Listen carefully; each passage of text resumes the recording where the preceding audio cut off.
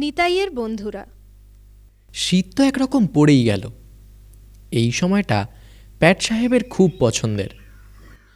তার পাঠশালা শেষ হয়ে যায় দ্বীপ্রহরের মধ্যে।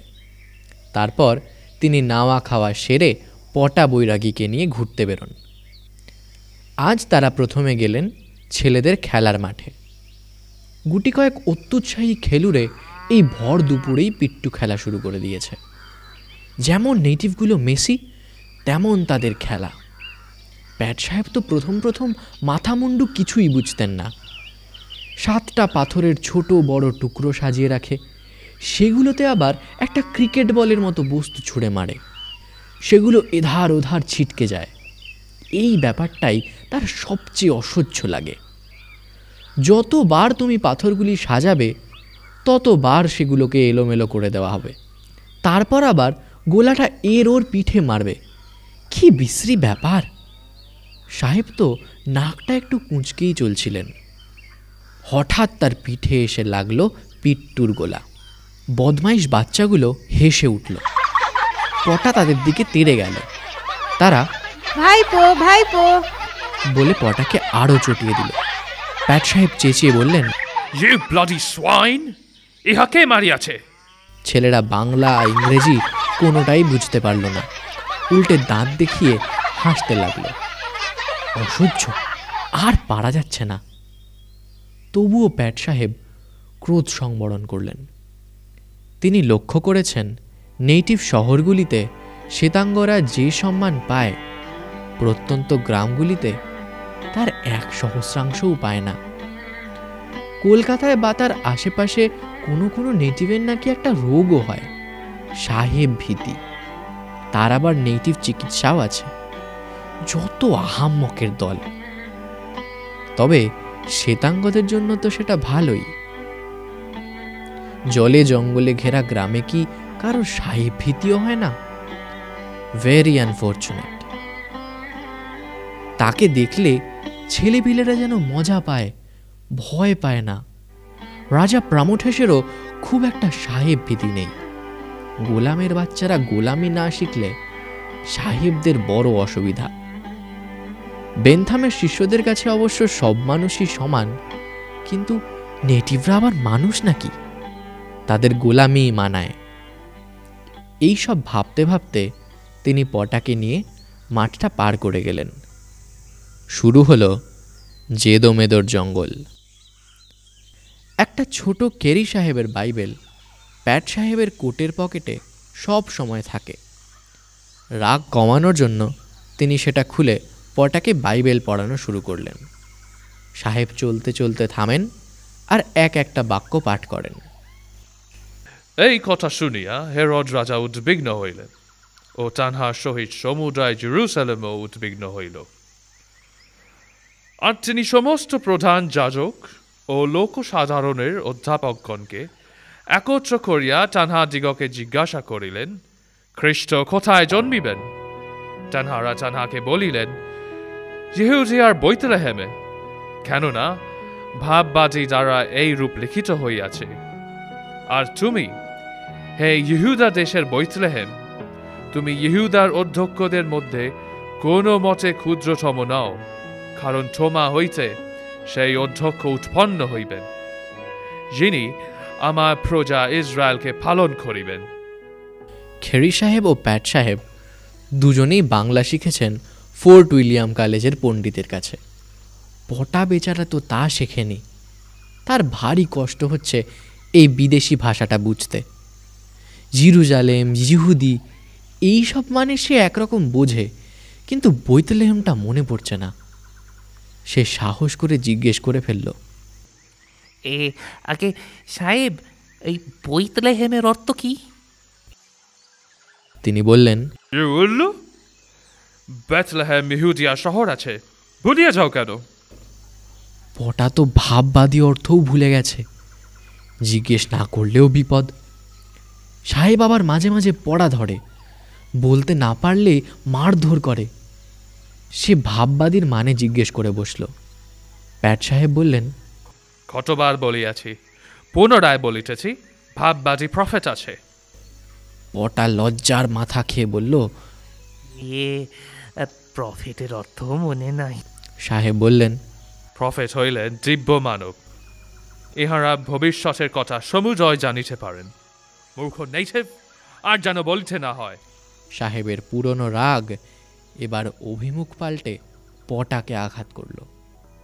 সাহেব আবার পড়লেন, তারাটি দেখিতে পাইয়া তাহারা মহানন্দে অতিশয় আনন্দিত হইলেন। পরে তাহারা গৃহমধ্যে গিয়া শিশুটিকে তাহার মাতা মরিয়ামের সহিত দেখিতে পাইলেন ও ভূমিষ্ঠ হইয়া তাহাকে প্রণাম করিলেন এবং আপনাদের ধনকোষ খুলিয়া তাহাকে স্বর্ণ, কুণ্ডুরু ও গন্ধরস উপহার দিলেন।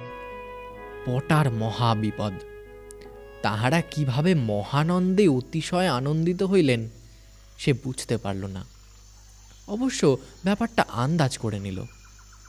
মরেছে, কুন্দুরু আর গন্ধরস কি? এগুলো তো না শুধুলেই নয়। সে জিজ্ঞেস করে ফেলল। এবার সাহেব বিপদে পড়লেন। ফ্র্যাঙ্কিনসেন্স আর মার কি করে বোঝানো যায় এই নেটিভের বাচ্চাকে? বোঝাতে বোঝাতে তিনি পৌঁছে গেলেন ভোজ রাজার ঢিবির কাছাকাছি। পুরনো ইট মাঝে মাঝেই পায়ে লাগছে। সাহেব জানেন এইসব ইটেরও দাম আছে। একবার তিনি খুঁজে পেয়েছিলেন একটা পোড়ামাটির প্লেট। তাতে কী সব লেখা ছিল। সাহেব সেটা চড়া দামে বিক্রি করেছেন এক ইংরেজ পণ্ডিতকে। এইসব কারবার করার জন্যে দালাল আছে, সাহেবের স্বজাতি। সবেমাত্র ফ্র্যাঙ্কিনসেন্স ব্যাখ্যা করে বোঝানো হয়েছে। যেই প্যাট সাহেব মার বোঝানো শুরু করেছেন, পটা গোঁ গোঁ শব্দ করে দাঁত ছড়কুটে ভিড়মি খেয়ে পড়ল। প্যাট সাহেব খেঁকিয়ে উঠতে যাবেন, কিন্তু তার হাঁ মুখ বন্ধ হওয়ার কোনো অবকাশ আর পেল না। তার সামনে তখন একটা বাচ্চা ক্যাচ খেলছে অদৃশ্য দুই খেলুড়ের সাথে। একটা সর্বনেশে গোলা বাতাস কেটে যাতায়াত করছে। নেহাত সাহেবের অসীম সাহস। তিনি প্রাক্তন সৈনিক, তার অভিজ্ঞতাও প্রচুর। তাই তিনি নিজের পায়ে খাড়া রইলেন। জ্ঞানটাও ধরে রাখতে পারলেন অতি কষ্টে। Jesus Christ! গোলাটা তার দিকে ধেয়ে আসছে কেন? তিনি জঙ্গল ভেঙে দৌড়তে শুরু করলেন। কিছুটা ছুটেই অবশ্য ভূপতিত হলেন, জ্ঞানও হারালেন। গোলাটাকে হিসাবের বাইরে ছোটাছুটি করতে দেখে নিতাই সেটার পিছনে দৌড়ালো। তার মহা মুশকিল হলো। একদিকে প্যাট সাহেব, আর একদিকে ভাইপো দাঁত ছড়কুটে পড়ে রয়েছে। সাহেবের মাথার উপর ভাসছে গোলাটা, সামান্য দুলছে। দেখে মনে হচ্ছে সাহেব ওঠার চেষ্টা করলে আবার মার খাবে। নিতাইয়ের রাগ হয়ে গেল। সে এক ছুটে তাদের খেলার জায়গায় পৌঁছে রাগী গলায় বলল, এটা কি করলে বলো দেখি? এ দুটি মনীষীরে নে, এখন আমি কি করি? সে আরও কিছুক্ষণ বকাবকি করল। তারপর দেখতে পেল সাহেব আর ভাইপো দুজনে বাতাসে ভাসতে ভাসতে পিট্টুর মাঠের দিকে চলেছে। অবশ্য দুজনের কারোরই জ্ঞান ফেরেনি। নিতাই বেজার মুখ করে তাদের সঙ্গে চলল। ততক্ষণে আকাশও অনেকটা কালো হয়ে এসেছে। জেদোমেদোর জঙ্গলের সীমানায় শরীর দুটো আলতোভাবে মাটিতে নেমে পড়ল। নিতাই সেটা দেখে গেল খেলার মাঠে। তখনও দিনু মধুরা মাঠে খেলছে। নিতাইকে দেখতে পেয়ে তারা ছুটে এলো। মধু হাসি মুখে শুধল, কেমন আছিস রে নেতাই? নিতাই বলল, খাসা আছি। অধিক পানে রাখো না, প্যাট সাহেব আর ভাইপো কেমন ঘুমায় রয়েছে। ছেলেরা হই হই করে সেদিকে ছুটে গেল। তাদের একটা নতুন আমোদ হবে। সেই ফাঁকে নিতাই বাড়ির দিকে গেল। আজ আর সে খেলবে না। আজকের সকালটা নিতাইয়ের ভারী সুন্দর কেটেছে। তার যোগীরাজের রূপ খুলেছে। তিনি বড় সুন্দর হয়েছেন। মুখে সেই স্মিত হাসি, হাতের আঙুলগুলিতে সেই ভঙ্গি। তার গায়ের রঙও ঠিক নিতাই যেমনটা চেয়েছিল তেমন হয়েছে। এবার নিতাই ব্যাপারটা বুঝতে পেরেছে। এই কথাটাই বলতে সে জঙ্গলে গিয়েছিল। তাদের সাথে খেলতে গিয়ে দেরি হয়ে গেল। হঠাৎ সেখানে এসে হাজির হলো প্যাট সাহেব আর ভাইপো। এখন তো সবাই সব কিছু জানতে পেরে যাবে। সে বাবাকেই বা কি বলবে, বন্ধুদেরই বা কি বলবে। এ কি জ্বালা হলো। নিতাইয়ের অবশ্য উদ্বিগ্ন হওয়ার কোনো কারণ নেই। ছেলেরা মুখে জল টল ছিটানোর কিছুক্ষণ বাদেই ভাইপোর জ্ঞান ফিরে আসে। তার পূর্ব কথা কিছুই স্মরণে নেই। সে ব্যস্ত হয়ে পড়ে সাহেবকে নিয়ে। তার তখনও জ্ঞান ফেরেনি। চ্যাং দোলা করে তাকে তার ঘরে নিয়ে যাওয়া হলো। প্যাট সাহেবের প্রলাপ। সাহেবের গত দুদিন ধরে ধুম জ্বর। পটা যতটা পেরেছে করেছে, আর পারছে না।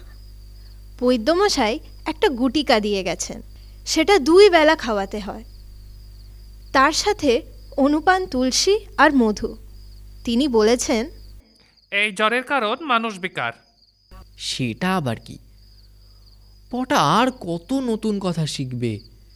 বারবার পটাকে তিনি জিজ্ঞেস করছিলেন সাহেব কোনো কিছু থেকে ভয় পেয়েছে কিনা।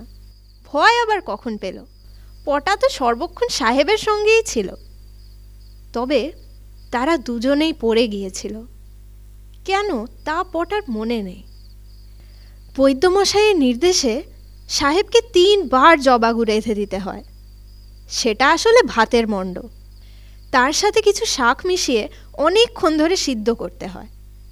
সেই জিনিস সাহেবকে খাইয়ে দিতে হয়। আবার জলপট্টি দিতে হয় বারবার। সেটাও কথা না, অন্য অসুবিধা আছে।